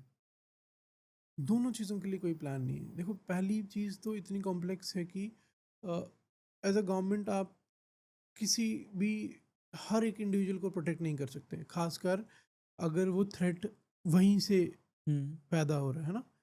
देखो जब हम बात कर रहे थे अभी थोड़ी देर पहले कि वो हारमनी है वहाँ पे, आज तक सिख्स और मुस्लिम्स की डायरेक्ट कन्फ्रंटेशन कभी भी नहीं हुई है कश्मीर में। मतलब उनकी कभी आपस में लड़ाई नहीं हुई है। ऐसा Okay. नहीं है कि बहुत सारे मुस्लिम ने आके किसी सिख विलेज के ऊपर हमला इट कर वाज दिया। ऑलवेज मतलब मिलिटेंट्स आके जो कर हाँ, रहे थे। मिलिटेंट्स के टेररिस्ट या मिलिटेंट्स जो भी हैं वो जो करते हैं वो that's a separate thing. As a collateral आप मरते हो, as a civilian Mob cross firing versus आप mob मरते हो, नहीं बॉम्ब हो में रहा आप वो। मरते हो वैसे। बट डायरेक्टली कभी there has been no direct operation, ठीक है? तो सेफ्टी का वहाँ पे वो रहता ही नहीं कि आपको माइनॉरिटी को कैसे सेफ रखना है। दूसरी चीज़ क्या है कि there is so much of indirect operation कि जिसके खिलाफ आप कुछ कर ही नहीं सकते हो। For example Sikhs don't smoke cigarette, ठीक है? Muslims do smoke cigarette. अब हर जगह हवा में धुआं है, ठीक है? और एज अ सिख आप इट बिकम्स वेरी, ठीक है? मेरी मम्मा जब कभी पब्लिक ट्रांसपोर्ट में जाते हैं वी ऑलवेज कीप सर चुन्नी लाइक दिस, क्योंकि धुआं ही धुआं होता है हर जगह पे, है ना? ऐसे ही the challenges of micro minority बढ़ जाते हैं कि हमारे लिए स्पेसिफिक खाना सिख्स ईट झटका, मुस्लिम्स ईट हलाल। तो आपको झटका वाली शॉप कहाँ मिलेगी? अगर आपकी पॉपुलेशन ही अलग अलग एरियाज में रह रही है तो there will be some 1 2 3 shops. आपके जितने भी होटल्स हैं that will cater to the majority, आप वहाँ पे खाना ही नहीं खा पा रहे हो। ये इनडायरेक्ट चीज़ें हैं जो होती हैं, जो कोई आपके अगेंस्ट नहीं कर रहा, लेकिन आप एट द एंड आप इसको रिसीव कर रहे हो क्योंकि आपका नंबर ही इतना स्मॉल है। तो इसके अगेंस्ट तो गवर्नमेंट वैसे भी कुछ नहीं कर सकती। हिंदूज़ का जब कश्मीरी पंडित्स का प्रॉब्लम हुआ था, उस टाइम पे भी वो आज की डेट में भी गवर्नमेंट जो कर रही है वो ये है कि उनकी कॉलोनीज़ अलग से बना रही है, जिसको वो प्रोटेक्ट करेगी आर्मी के थ्रू या बट क्या वो उसी कॉलोनी के अंदर एग्जैक्टली रहेंगे? नहीं ना, it's not a shutter and island ना, इवन इफ वो उनको रह भी बाहर ले तो जाना उसके है, अंदर, बच्चे तो वो स्कूल कल्चर जाएंगे, वहाँ पे ग्रो नहीं हो पाएगा, है ना? क्योंकि यू आर मतलब वो डर आपके अंदर हमेशा फिर भी रहेगा, आप फ्रीली तो मूव नहीं कर पाओगे। अब देखिए, जो जिनके बच्चे स्कूल जाते हैं, जिनके बच्चे ट्यूशन जाते हैं, या जो खुद ऑफिस जाएंगे, जॉब्स करेंगे, कुछ ना कुछ तो करेंगे, उस कॉलोनी से बाहर तो जाना ही है ना उनको। करेक्ट। आप कॉलोनी के अंदर प्रोटेक्ट कर रहे हो, बाहर क्या करोगे? हम्म तो वो प्रोटेक्शन का कुछ कुछ कोई उसका सोल्यूशन ही नहीं है।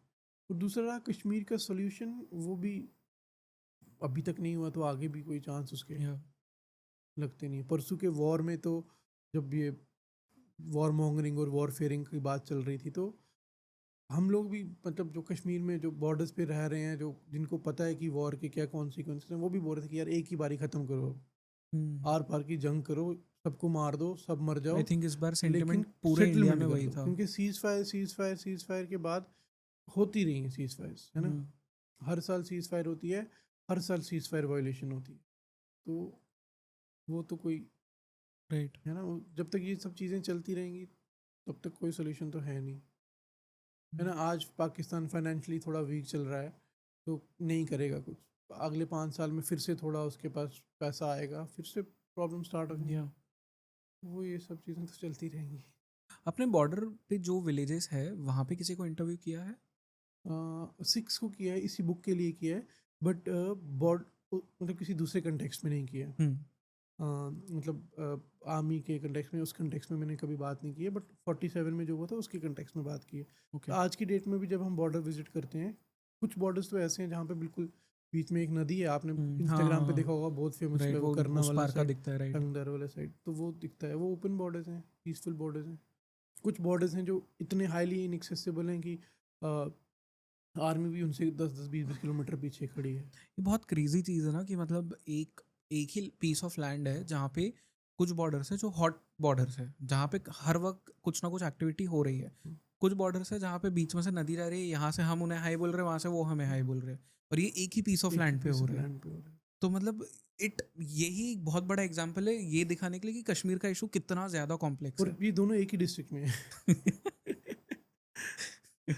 तो वो भी क्रेजी, मतलब यहाँ पे ऊड़ी है, हाँ। तो आप थोड़ा सा घूम के इस तरफ आओगे, यहाँ पे आपको कुपवाड़ा वाला एरिया मिल जाएगा, Right. जहाँ पे टंगधार और करना वाला ये एरिया है। तो बट जो बॉर्डर पे इन जनरल पूछ रहा हूँ मैं, बुक से रिलेटेड तो नहीं है ये, जब आप जाते हो विजिट करते हो, what is the sentiment over there? क्योंकि आपने जो अभी कहा कि एक बार का करके ख़त्म करो, हमारी जान जाए उनकी जान जाए डजेंट मैटर, ख़त्म करो एक बार का, because and this is what the sentiment जो मैंने भी अब तक गेज किया है जब से ये पूरा पहलगाम का अटैक हुआ है तब से, कि यार 75 ईयर्स से ज़्यादा हो गए हैं एक पीस ऑफ लैंड को लेके, हम 75 साल से ज़्यादा लड़ रहे हैं अभी, उसमें कितने ही हज़ारों लोगों की जान गई है, इकोनॉमिक नुकसान हुआ है, सोशल नुकसान हुआ है, साइकोलॉजिकल नुकसान हुआ है। तो fight it out and let's finish this. After a point वही एक सेंटिमेंट बचता है। तो जब आप बॉर्डर से दूर हो ना, आप कभी ना कभी आप मतलब वो उस कॉम्प्लेक्सिटी को सोच नहीं पाते। ठीक है, हम भी रहते कश्मीर में, लेकिन हम भी बॉर्डर के पास नहीं हैं। जो बॉर्डर वाले हैं वो अब इस पॉइंट पे वो तंग आ गए थे। आपके घर की शेलिंग होती, क्योंकि वहाँ पे शेलिंग्स चलती रहती हैं, हर 2 4 5 साल में कभी ना कभी उनके घर पे कुछ ना कुछ नुकसान होता ही रहता है। तो उन्होंने वो देखा है, और उन्होंने वो इतनी बारी देखा है, और उनको पता है कि उन्होंने वो आगे भी देखते रहना है, तो वो उनको पता है। लेकिन दूसरी तरफ कहीं ना कहीं उनको ये भी पता है कि अगर ये थोड़ा सा एस्केलेट हुआ, तो अभी तो हम रिपेयर करके वापस आ जाते हैं, जब रिपेयर करने के लिए कुछ बचेगा ही नहीं, जब रिपेयर करने वाले ही नहीं बचेंगे, तो वैसी उस तरह से कश्मीर को लेके भी क्या ही कर लेगा इंडिया, है ना? क्योंकि सबसे ज़्यादा प्रॉब्लम बॉर्डर्स पे होगी, करेक्ट। है ना? आज की पहले होता था ज़्यादा, क्योंकि जंग बॉर्डर पे ही लड़ी जाती थी, बॉर्डर पे ही ख़त्म हो जाती थी। अब तो खैर जो वेपन्स ऑफ मास डिस्ट्रक्शन आ गए हैं, तो बॉम्बे भी से उतना ही सेफ़ है जितना कश्मीर है, वो दोनों ही उतने अनसेफ है, तो वो ख़त्म हो गया। बट पिछले दिनों जो ये वॉर फेयरिंग और वॉर मॉन्गरिंग हुई है, उसने एक चीज़ तो बता दी है कि जिन लोगों को कोई आइडिया नहीं है वो सिर्फ ईगो फाइट्स कर रहे हैं हम्म, कि नहीं जी हम पाकिस्तान को दिखा देंगे, ये कर देंगे, बट जो ऑन ग्राउंड रह रहे हैं उन्हें ही पता है कि उसके कॉन्सिक्वेंसेस क्या हैं। करेक्ट, और हमारे लिए ये कहना बहुत आसान है, इवन आर्मी के लिए भी violence is always the last resort, true, है ना। बिकॉज आर्मी इज वो नॉट तो फ्रंट समथिंग लाइन कि पे है। वो लड़ने को तैयार है, नहीं, they believe in diplomacy, they hmm, always believe in their masters की वो क्या करेंगे, हमारे पॉलिटिशियंस क्या करेंगे। अगर there is no other alternative, पहले वो भी 50 बारी बोलेंगे कि सीज फायर कर लो, बचा लो, जो बच सकता है उसको बचा लो, क्योंकि वॉर हम लोगों ने, या तो मेरे को लगता है जो बात करते हैं उन्होंने कभी पढ़ा नहीं है कि वॉर्स ऑफ में हुआ कोर्स, क्या हाँ, है ना। जब आप देखते हो कि वॉर से वापस अपने आप को खड़ा करना, इट विल टेक अस या डिकेड्स या as a country, as a citizen, as a continent, even it will take decades to come back to our normal life. लोग भूल जाते हैं, मतलब आई थिंक 71 के बाद में भी पीपल रिमेंबर 71 में हमने क्या किया, बट 71 के रिपरकर्शंस क्या थे आने वाले सालों में, वो लोग भूल जाते हैं। वो जो रिपल इफेक्ट आया था, ये इकोनॉमी आपकी पूरी नीचे चले जाती है। इंदिरा गांधी का इमरजेंसी लाने के पीछे one of the reason was financial that. Reason ही थे उनके, हाँ। देखो ना, अच्छा, अब इस पे जब बात करते हैं हम वॉर के ऊपर, तो दिल्ली में भी जो लोग बोल रहे थे नहीं वॉर तो हो जाता तो अच्छा है, उन्होंने कहा सबसे पहले पता है फाइनेंशियल इमरजेंसीज में क्या होगा, सबकी बेसिक पे सैलरी आ जाएगी, सैलरी बंद हो जाएगी, जो आपको HRA DA TA मिल रहा है, करेक्ट, जो आराम से नेटफ्लिक्स देख के ये बातें कर रहे हो कि वॉर करो, तो नेटफ्लिक्स बंद हो जाएंगे भाई। तो तो नहीं यार, ऐसा भी होगा क्या? कहा, ये चीज़ें पता ही नहीं है उनको। करेक्ट, तो वो लोग बात कर रहे हैं वॉर की। राइट, और जिन्होंने देखा है, क्योंकि मेरे पेरेंट्स ने 71 का वॉर देखा है, तो मम्मा कह रहे थे कि जब हमारे आज की डेट में जब घर के आगे से S400 से या जो भी थे वो आकाश गए, तीर, हाँ, तो उम, उनको वो पुरानी मेमोरीज याद आ गई, बोलते कि हम उस टाइम पे हमारे घर के बाहर लॉन होता था, हमने उसमें बंकर खोद रखे थे, और Okay. जैसे ही सायरन की आवाज़ आती थी हमारी पूरी फैमिली बंकर में घुस जाती थी। ओके, खाना वगैरह वहीं पे, वो 3-4 घंटे हम बंकर में होते थे, 10-20 लोग छोटे से बंकर में, मतलब एक के ऊपर एक बैठा है लेकिन बंकर में ही रहना है। और बंकर के ऊपर वो बोरियां रख देते थे रेत की, ताकि जो पैलेट्स हैं या मिसाइल्स हैं वो उसको इफेक्ट जो है वो कम हो। तो वो वैसे उन्होंने देखा है। एक हम कह रहे थे कि वो 22 दिन तक चली है उस टाइम पे, वो जो उस टाइम के सायरन्स उनके घर पे चलते थे। राइट, आर्मी आके उनको बोल दिया था कि पहले, क्योंकि वो श्रीनगर एयरपोर्ट के साथ में ही रहते थे, हमारा जो मेरा ननिहाल है, तो वहाँ पे वो उन्होंने देखा, और वो एकदम से हिट करता है ड्रामा जब आप दोबारा देखते हो किसी चीज़ को। राइट, हमारे लिए तो हम वीडियो गेम में देखा है जी, अच्छा है, हो रहा हमने तो है, फिल्म्स में देखा हम है, तो, या है ना। राइट। अब वो बाय द वे मुझे नाम याद आ गया, जो आर्मी का यूनिट है उसे इखवान कहते हैं। आई हैड हाँ, फॉरगॉटन ठीक, द नेम, या इखवानीज, ठीक है, इखवानीज तो टर्म भी है, वो या कश्मीरी टर्म हाँ, हम मानते ही हाँ। चलते हैं। सो वन फाइनल थिंग इस पॉडकास्ट के लिए इज़ कि um, आपने ये चीज़ तो बता दी कि मतलब ऑफ कोर्स चीज़ें नॉर्मलाइज तो नहीं होगी ये, एंड शायद there is no way forward, at least in our lifetimes तो शायद हम ना देख पाए। बट जो वहाँ पे पॉपुलेशन रह रही है अभी, व्हाट इज़ देयर फ्यूचर? क्योंकि पाकिस्तान तो जो अभी उसने किया ये टेरर अटैक इसीलिए था ताकि फर्स्टली डिवीजन क्रिएट हो जाए, सेकेंडली जो डेवलपमेंट कश्मीर देख रहा था वो बंद हो जाए, क्योंकि आउट ऑफ इंडिया से वहाँ पे अभी इन्वेस्टमेंट्स आ रहे थे। एंड वो जब कोई भी आप कितना भी बड़ा टेररिस्ट ले लीजिए या मिलिटेंट ले लीजिए, terrorist is a wrong word, militant ले लीजिए, जब वो ये देखता है कि उसके घर पे बच्चे अच्छे स्कूल जा पा रहे हैं, उसके फैमिली की तरक्की हो रही है एंड पीसफुली रह पा रहे हैं, वो क्यों गन उठा के कहीं पे भी किसी को मारने जाएगा, अनलेस एंड अनटिल वो उस लेवल पे रेडिकलाइज हो चुका है। तो उससे रोकने के लिए वहाँ पे ये हमेशा वायलेशंस चलते रहे, ब्लडशेड होता रहे, उसके लिए ये टेरर अटैक करवाया था। What is the future of जो लोग वहाँ पे रह रहे हैं? देखो, आज की डेट में अगर हम general trajectory of the world भी देखें ना, तो हर जगह पे रेडिकलाइजेशन ही हो रहा है ना। और आने वाले समय में it will increase, there is correct, no chances कि कम हो। Europe is a big example जो हो रहा है यूरोप इज अ वहाँ। Big example, India is also big. पिछले 5-7 सालों में जो चीज़ें हमने देखी हैं, इट्स लाइक टू एब्सर्ड। हम सोचा भी नहीं था कि ऐसा भी कभी होगा। Citizens fighting citizens, people, friends turning enemies, क्योंकि आपकी पॉलिटिकल थॉट अलग है आपसे, तो वो सब है। अब कश्मीर इस लेयर में कहाँ पे फंस जाता है कि कश्मीर ऑलरेडी, कश्मीरियों को इंडियंस नहीं मानते, तो उसकी वजह से वो डिवाइड जो है ना वो हमेशा ताज़ा रहता है। राइट, आज की डेट में भी जब परसों बच्चों को दोबारा मारा गया, शॉल वालों को पीटा गया, तो जो अपना बिजनेस करने के लिए एक बेटर इंडिया की तरफ एज अ भारतीय गए थे वहाँ पे बिजनेस करने, उनको बता दिया गया कि नहीं, तुम्हें तो हम भारतीय गिनते ही नहीं, तुम वापस जाओ अपनी जगह। अब जब उन्हें ही बोल दिया कि तुम वापस जाओ अपनी जगह पे, तो उनके दिमाग में तो सीड्स हम ही डाल रहे हैं ना कि करेक्ट। तुम यहाँ पे यू डोंट बिलोंग हियर। तो वो चीज़ें चलती रहेंगी। ऑब्वियसली यूथ जो है वो तो चाहता था कि पीस हो, डेवलपमेंट हो, पढ़ें लिखें, कुछ बने, कुछ करें। बट जब तक ये चीज़ें होती रहेंगी, अब आप उसी यूथ को पीट रहे हो, उसको आप एजुकेशन का अपॉर्चुनिटी ही नहीं दे रहे हो, वो आपके कॉलेजेस में बाकी स्टेट्स में आके पढ़ना चाहता है, Correct. उसको पढ़ने ही नहीं दे रहे हो, क्या करेगा वो? अब जिसका 1-2 साल बर्बाद हो गया, जिसको आपने 50 लोगों ने पीट के घर पे भेजा, वो आएगा वापस कॉलेज?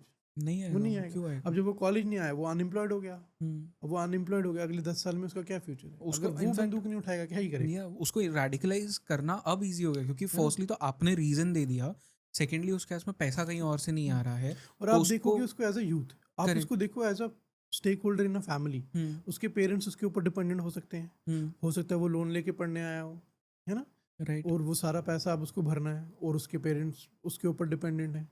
क्या करेगा वो? उसको रेडिकलाइज करना तो करेक्ट।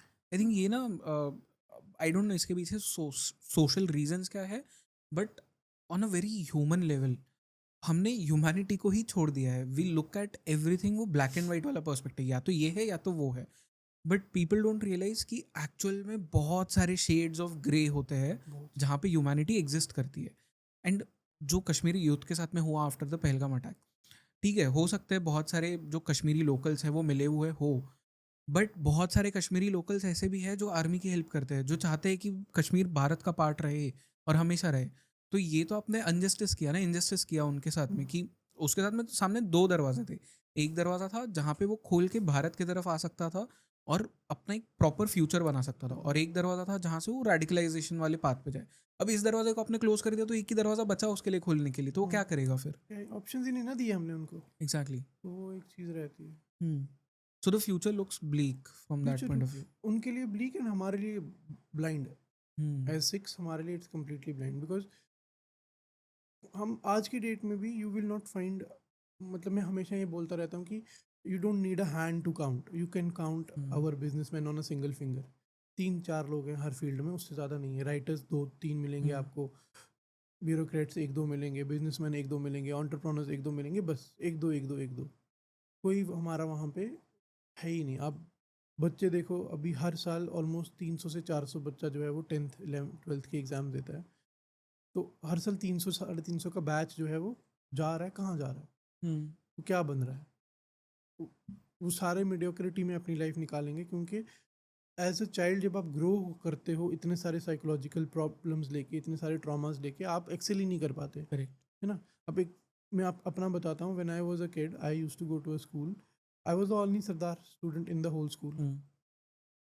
ठीक है, उसके आप अपने ड्रॉबैक्स हैं कि आपके इर्द गिर्द सब एक ही चीज़ चल रही है, तो हाउ वुड यू। तो ये सब चीज़ें बुक में भी मैंने इसीलिए मेंशन किया है, क्योंकि जब मैंने पहले भी बहुत जगह पे ये बात की है कि हिस्ट्री को हम हमेशा चैप्टर्स में देखते हैं, डेट्स में देखते हैं, बट हम उसको एवरीडे लाइफ में नहीं देखते हैं। राइट। जो एवरीडे लाइफ है ना, वो बहुत इंपॉर्टेंट है, क्योंकि हमारा माइग्रेशन भी इस वजह से नहीं हुआ था कि कोई इवेंट हुआ था। माइग्रेशन का रीज़न ये था कि एवरीडे लाइफ ही इतनी ट्रॉमेटिक हो जाती है कि आपको सोचना पड़ता है कि मैं क्या कर रहा हूँ, क्यों कर रहा हूँ। या वो चीज़ें हैं, और फिर उसके अलावा भी एक बहुत बड़ी दुनिया है जो हम लोग एक्सप्लोर जो नहीं कर पा रहे हैं। वो अपॉर्चुनिटीज़ ही नहीं मिल पा रही। अगर आप खुद ही डिसाइड कर लोगे अपने दिमाग में कि मुझे तो मिलने वाली नहीं है, तो आप अप्लाई ही नहीं कर रहे हो, करेक्ट। है ना? अपॉर्चुनिटी मिलना और उसको मिस करना, या उसके लिए अप्लाई ही ना करना, इट्स कम्प्लीटली डिफरेंट। ट्रू। हमारे काफ़ी टैलेंटेड बच्चे जो फुटबॉलर्स हैं, म्यूजिशियंस हैं, वो कभी ऑडिशन के लिए नहीं जाना चाहते, क्योंकि उनको लगता है कि नहीं, फेवरेटिज्म तो होना ही है हमारे साथ, हमें कौन ही चांस देगा। Every opportunity missed is lost. या तो वो तो है वहाँ। think we can end the podcast on a quote from the book itself, which says कि silence is survival, but silence also erodes dignity. That is the price Sikhs of Kashmir continue to pay. Bhupinder ji, thank you so much इस पूरे conversation के लिए and for writing such a beautiful book. क्योंकि अगर आप नहीं लिखते ना तो मुझे भी नहीं पता चलता, एंड आई एम समवन जो कि कश्मीर के बारे में पढ़ता रहता है, तो मुझे ही नहीं पता था। तो आई एम गेसिंग कि जो लोग बिल्कुल ही नहीं पढ़ते कश्मीर के बारे में, जो अवेयर नहीं है, उन्हें तो पता ही नहीं चलता कभी। तो दिस बुक आई थिंक वो एक कैटलिस्ट होगा in that sense as well कि लोगों तक वो इन्फॉर्मेशन पहुंचेगी at least. That is the first step. उसके आने वाला स्टेप्स क्या हो सकते हैं वो तो फ्यूचर डिसाइड करेगा, but knowing about what has happened that is the most important step. क्योंकि वो नहीं लोगे तब तक आगे कैसे बढ़ोगे. तो thank you so much for this. ये चीज़ जो आपने कही मैं इस पे थोड़ा सा आपको बताना चाहूँगा कि अभी रिसेंटली मैं भोपाल लिटरेचर फेस्टिवल पे भी गया था. वहाँ पे जो मेरे पैनलिस्ट थे, मॉडरेटर थे, वो कश्मीर में 20 साल काम कर चुके हैं as a part of government initiatives and part of forces. उन्होंने भी कहा कि ये चीज़ें मुझे भी नहीं पता थी, वहाँ पे काम करने के बाद और वो उनका काम ही यही था. ओके. वो he was an expert in these kind of things and उसको भी नहीं पता था. And there is a larger population, क्योंकि जब तक आप डिस्टेंट पे हो आपको कोई आइडियाज़ नहीं होते. Correct. My wife is a Malayali, ठीक है. For her these things are like from a distant land की, ऐसा तो होता ही नहीं है ना, ऐसे कैसे हो सकता है. तो वो करेक्ट. इट्स अ डिनाइल जो बाकी इंडिया, जो बाकी पार्ट्स के लोग रहते हैं कि नहीं, क्योंकि हमारे पास जो कॉम्प्लेक्सिटीज़ हैं हर चीज़ की, there is multiple layers into it. या okay. But thank you so much Bhupinder ji इस पूरे कॉन्वर्जेशन के लिए. आई थिंक जो जिन लोगों ने भी सुना होगा उन्हें बहुत सारी चीज़ें पता चली होगी. And for the audience I would 100% recommend कि आप ये बुक पढ़ो, बिकॉज आई डोंट थिंक कि सिक्स के बारे में बहुत ज़्यादा कोई लिटरेचर है of Kashmir. So this could be the book that you should pick. इसका लिंक आपको डिस्क्रिप्शन में भी मिल जाएगा. But Bhupinder ji thank you so much. Thank you.